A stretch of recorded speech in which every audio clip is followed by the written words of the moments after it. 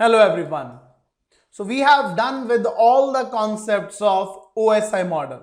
Now in this lecture, I'm going to introduce one more model that is same as OSI model, that is known as a TCP IP model.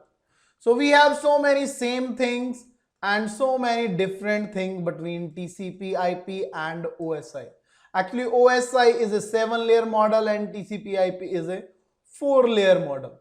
So let's discuss with the layered approach and check OSI and TCP IP. Okay, I will erase this and now I will check. Okay, so in OSI model we have learned that on application layer it is used to identifying the services.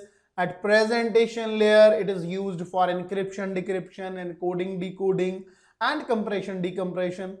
And at session layer it is used to maintain, establish and terminating the session.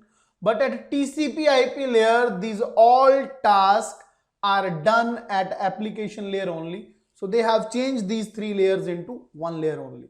But at transport layer we have done that so many tasks. So in OSI layer and TCP IP layer, 1 layer is common, that is known as transport layer.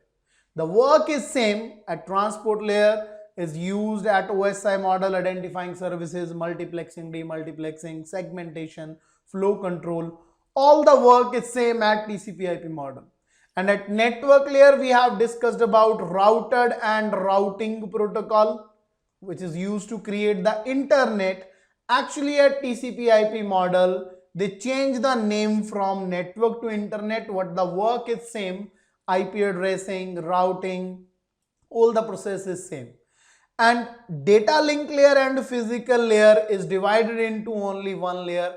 That name is network access, because at data link layer the device is using switch. At physical layer hub, cables and modems are used.